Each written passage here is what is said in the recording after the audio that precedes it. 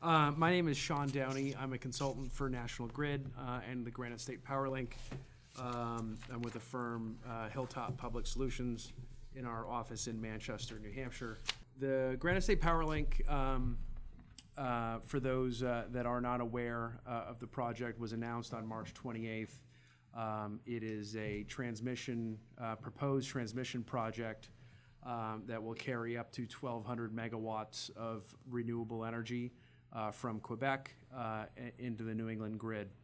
The project developers are National Grid, and we have a minority partner, Citizens Energy, a nonprofit that helps low-income families with their energy needs. The project, as you can see in the map on the right, will cross the international border at Norton, Vermont, come down through the Northeast Kingdom of Vermont, adjacent to an existing right-of-way. That orange line there is orange because that right-of-way in Vermont will need to be expanded to accommodate some new structures. Cross the Connecticut River in Littleton for about 4.5 miles. Go on a slightly expanded right-of-way through Littleton and Monroe, hook up into a newly proposed converter station in Monroe, New Hampshire, roughly $200 million facility on National Grid-owned land, and then join up with the existing AC transmission corridor that runs through 24 towns in New Hampshire, including Goffstown. I'll get into a little bit of the specifics of the line and address some of the questions that have come up from Goffstown officials previously. A little bit later in the proposal, but just wanted to kind of give folks an idea of what we're looking at here. The project will provide significant local and statewide economic benefits in the state of New Hampshire. And New Hampshire alone, we're expecting to create more than 1,500 jobs during a roughly 30-month construction process. We anticipate the project to lower New Hampshire energy costs by $1.4 billion over 10 years. I'll get into that in a little bit greater detail a little bit later on. One of the things we're most excited about our project is the fact that we maximize the use of existing transmission corridors and infrastructure, which makes our environmental impact minimal, our visual impact for towns on the AC run virtually non-existent, and drives down development costs. So again, this is a map a little bit closer up. You can see the towns that we run through in New Hampshire. Down towards the bottom there is Goffstown. We've got a line length of roughly 6.5 miles through town here. This is the transmission corridor that I know you're all familiar with. I drove under it coming down Mast from Manchester this morning, the right-of-way is roughly 350 feet. Goffstown is part of the 106-mile AC run, alternating current run, from Monroe to Londonderry that will require no right-of-way expansion. So that 350-foot right-of-way will remain 350 feet. So a little bit of close-up on our project route. This focuses on the green portion of the line, which is the no expansion 106-mile run. You can see Goffstown, where we come in from Dunbarton to the north and then cross into Bedford in the south for 6.5 miles. And as I said, we're expecting little or no viewshed impact for 106 of the 112 miles in New Hampshire. Outreach and engagement, this is an important part of our project, and it's an important part of what National Grid does and how they do business. We were very thankful to have the opportunity to come in and meet with Adam, some members of the State House delegation, including Mr. Pierce, and a handful of town department heads to kind of give them an early version of this presentation back shortly after we announced on March 28th. I think we met in early April, and we're thrilled to be back here to kind of give you an updated presentation as the project's developed a little bit further. But as I was saying, National Grid is an important part of their business model. It's not just a bullet point in a PowerPoint. It's kind of core to what we do. Meetings are underway with all select boards and town councils on the project route, both in Vermont and New Hampshire. We are seeking to meet with elected officials at every level, from members of the select boards, state representatives, state senators, executive counselors, governor. The entire federal delegation has been briefed on it. We're working to engage with community, business, and environmental organizations and other key stakeholders in every one of the 24 towns on the project route. Most of those meetings have already taken place, sometimes twice. And then as I made reference to earlier, particularly in the areas where the right-of-way expansion will be required, meetings are underway with private, state, and federal landowners and easement holders on the proposed corridor. Talk a little bit about our economic benefits. As I said before, we're expected to create 1,500 annual jobs in New Hampshire during a 30-month construction phase. We have begun discussions with the IBEW to make sure that as many of these jobs are New Hampshire and Vermont jobs as possible. We are expecting to provide substantial assistance for the energy needs of low-income customers through our nonprofit co-developer, Citizens Energy. I mentioned Citizens earlier in the presentation. For those of you not familiar with this group, it's Joe Kennedy's nonprofit that has in the past provided low-cost home heating oil. They're now expanding into other support for low-income families to help with their energy needs, including weatherization and other activities. They're a minority part of the investor in the project, and they'll utilize their profits from the project to reinvest in their efforts. We're working with and look forward to announcing soon some regional economic development partners to support job creation funds. As I mentioned before, we're expecting to reduce New Hampshire market electric prices by $1.4 billion over 10 years, spurring statewide economic growth. I'll get into a little bit of detail on that $1.4 billion. That $1.4 billion consists of $157 million in market energy prices, and then $1.215 billion in capacity costs. These projections have been done through consultants of the project, utilizing some pretty complex industry standard modeling methods and software. The $157 million, I'm not an energy economist, and I can probably answer a couple questions on this, but for the more detailed questions, I'd be happy to take them down and get you better ones. The $157 million that is part of that $1.4 billion is market savings. That is what you pay for the actual energy that you use. The 1.215 is capacity savings. In other words, capacity cost is a cost that's on your electric bill that goes to generators in the event, to prepare for in the event that power is needed.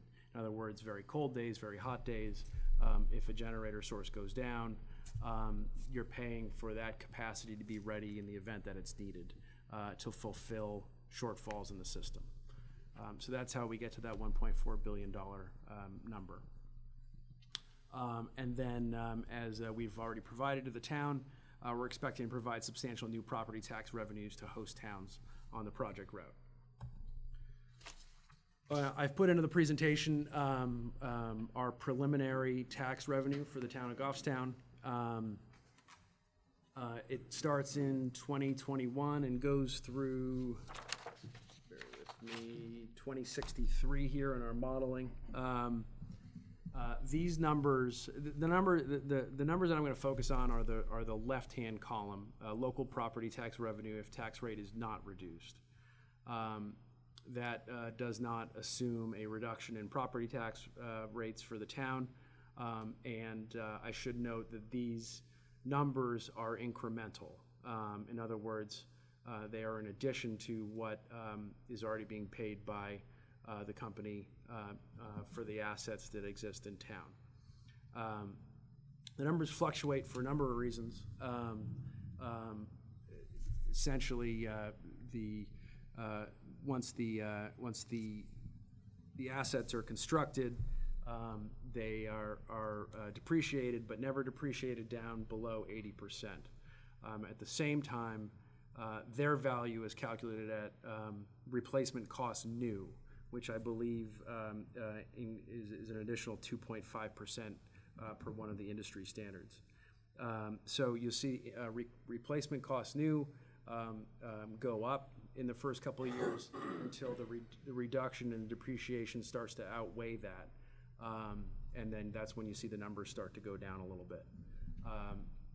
So that explains a little bit of the ebb and flow of those numbers. Again, these numbers are incremental and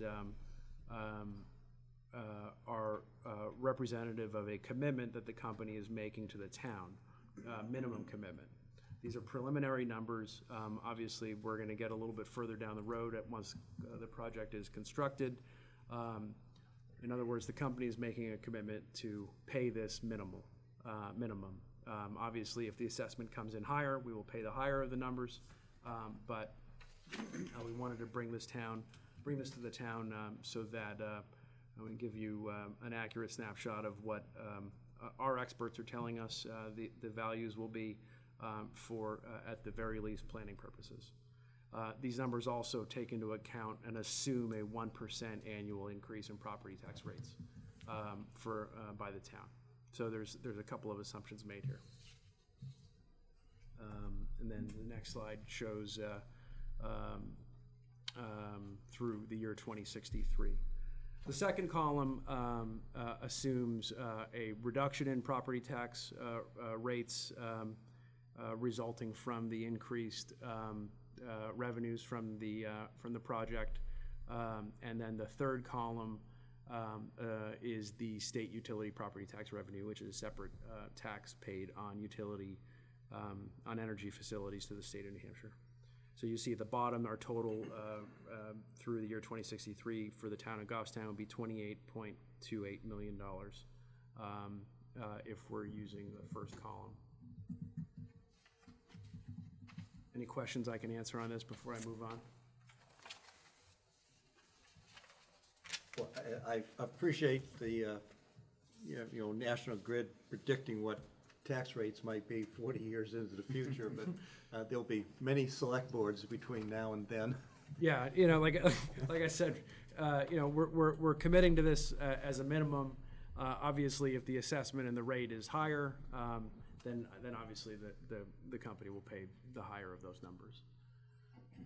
But it's something we wanted to present to give some towns on the project route an idea of what some of these values might be, the assessments might be, and what revenues could be. Tom, do you know if this changes at all, if the state shifts utility assessment to a statewide model rather than the local model that is in place now? I don't know the answer to that question, but I can try and get you one. Thanks. That whole discussion hasn't been decided at the State House level. Right. Yeah, I know there's been. Discover's money, they'll discuss it. Okay, Adam, I'll follow up with you on that. Thanks. So I'll go to slide 9 here, talk a little bit about the GSPL, as we call it, need and timing. This project is vital to helping New England states. All 6 of the states have set some goals, greenhouse gas emission reduction goals. Our project in the first year of operation will reduce carbon dioxide by 3 million tons, by almost 3 million tons. In year 10, that number goes down slightly, anticipating lower carbon footprint for the entire energy system in New England. As I said before, Granite State PowerLink will deliver both hydro and wind power from Quebec to help meet these goals. And our use of existing corridors and infrastructure, which I'll get to in a minute, means environmental benefits are met at a lower development cost and with minimum environmental impacts. The Granite State PowerLink will submit a proposal to the Massachusetts utilities seeking bid for clean energy in July. Those bids are due on July 27th, and their selection process is expected in January 2018. So the prime commercial target for this project is the Massachusetts Renewable Energy RFP, and that's what we'll be competing for in our RFP in on July 27th. We remain very open to New Hampshire distribution utilities that want to explore voluntary offtake of energy from the project. We're relatively new. Like I said, we just announced in March, so that hasn't happened yet. But it's a point we like to stress. Question we get a lot: who pays for the Granite State PowerLink? It's a very good question. As I said before, our prime commercial target at this time is the Massachusetts RFP. So Massachusetts electric utilities will enter into long-term contracts with renewable suppliers and include the cost of those contracts in their electric rates for customers. New Hampshire electric companies, there are a handful of distribution companies in the state, are not required in any way to purchase energy off the project. That would be delivered by the Granite State PowerLink, but we're open to it.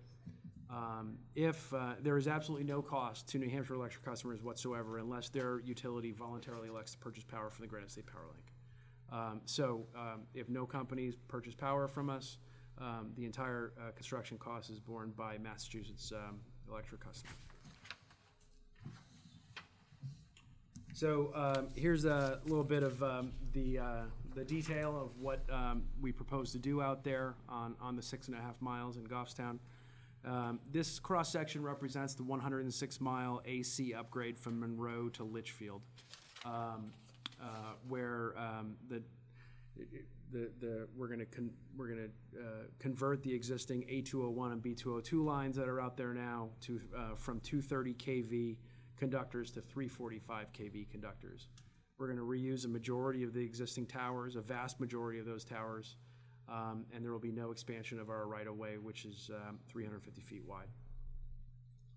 So skip ahead. This is what you see out there today. 350 foot wide on both sides. On the right and left, you see 60-foot towers that hold currently 230 kV AC lines. That tower in the middle is 110 feet. That tower is not being touched as part of this project. That tower remains untouched. What we seek to do is replace the lines on those towers on the outside. And essentially upgrade them from 230 kV to 345 kV to accommodate the additional power. So I'm going to skip to the next one, which shows what we propose for this to look like. Again, that's existing. This is proposed. There's virtually no change. This cross-section shows 60-foot towers with the new conductors hung on them, the middle tower remaining unchanged. This question came up at a recent select board meeting in another town. I do believe that the insulators that hang on that separate the wires from the towers will be a little bit longer, somewhere in the neighborhood of 6-8 inches. But that should account for most of the visual change where the towers get reused. Now, about 1 in 5 of the towers in our preliminary engineering on this 106-mile run will need to be replaced, either due to condition or clearance from the ground. So in those cases, some percentage of that 20% of towers that need to be replaced will be replaced exactly as is, with the same 60-foot structure that you see here. In some cases, in order to conform to standards for 345 kV lines, we will need to construct slightly taller towers. In those cases, and again, I want to stress, this is X percent of those 20% of replacement structures. You'll see them go up to as high as 80 feet. So a maximum 20-foot increase. Now, this is an important point that I want to stress, and I like to make very clear. If the clearance required in the case where these new towers are required is only 71 feet, the company will only build it at 71 feet. So this is a way of saying that not every tower that is replaced due to clearance needs will be 80 feet. At the most, it will be 80 feet tall. And again, you know, some of the towers will simply need to be replaced due to condition. As we discussed last time we were here talking about it with a handful of town officials, some of these towers are on the older side and may just need to be replaced. Our major permit schedule. Our major permits at the federal government level, we'll apply for our presidential permit. We will apply for that this fall. In Vermont, we will seek Section 248 and 231 permits. That's their equivalent, essentially, of the Site Evaluation Committee, a process I know we're all familiar with. And in New Hampshire, we will file with the SEC in the first quarter of 2018. And our project schedule, outreach began in March and will continue through the date we put it in service. Permitting and siting, fall 2017 to mid-2020. Construction will begin immediately mid-2020 to fall 2022, and we will put the project in service at the end of 2022. This is our website, which is in the process of being more fully built out with town-specific pages, so that folks in Goffstown can get a better sense of where the right-of-way runs and what we're proposing to do here. We have a toll-free hotline, 855-603-GSPL, where folks can get their questions answered. Email info@granitestatepowerlink.com, and we're on Twitter @GSPowerlink. That concludes the project, the presentation. Be happy to answer questions if there are any. Sean, thank you for all the details about the upgraded capacity of the corridor that goes through our town. And I see that this upgraded capacity ends in Londonderry. Yes, sir. I suspect you're building a whole new facility in Londonderry. Yeah, I'm glad you asked that. I realize now that I didn't cover the southern portion of the line. As you saw it back in the map here, I'll go back to this one here. In Litchfield and Londonderry, we will require expanded right-of-way. For about 2 spans in Litchfield, the southernmost portion of the right-of-way in Litchfield, about 2 spans, about a quarter mile, will require some expansion. And then for about 2 miles or so in Londonderry, we'll need to expand the right-of-way slightly as well, where we will construct a switch yard where the project ends.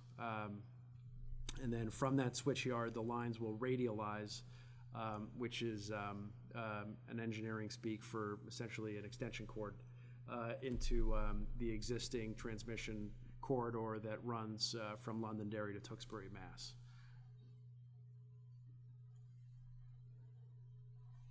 So the bottom line for if this comes to be built here in our town is the actual wire that's hung from the towers might be a little bit larger in diameter. Yeah, And other than that, unless there's towers that are among these 20% of towers in the whole 100 miles that might be replaced, you know, we may or may not have some of those towers replaced. But. Yep, exactly. It's one of the reasons we think our story is so compelling. Obviously, there are a number of other projects being proposed, but we took a good hard look at this corridor and realized that we can accomplish some important goals for New England's energy future while using the infrastructure that's out there. So, you know, as you said, Mr. Pierce, in vast majority of cases, we're just hanging a new wire on the towers that are out there. Chairman? If does this project hinge at all on the fate of the Northern Pass project, or That's it's a question entirely for the regulators. We're going to be competing for that RFP, it's like I said, we feel as though we have a pretty compelling story when it comes to that evaluation. Unfortunately, I can't comment on the other projects, but we're excited to be able to offer a project that has minimum environmental impacts.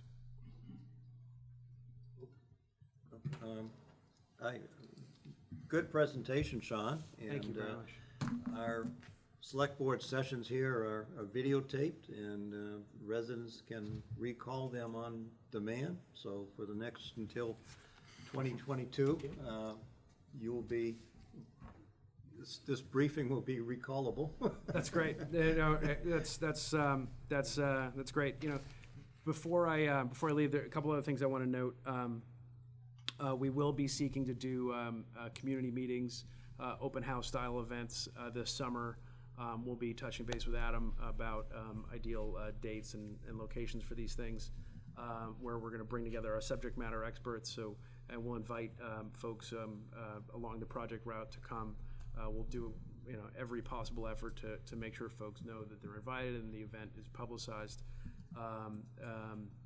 And then there were a couple other questions that were proposed as well. Last time we discussed the project in Goffstown, I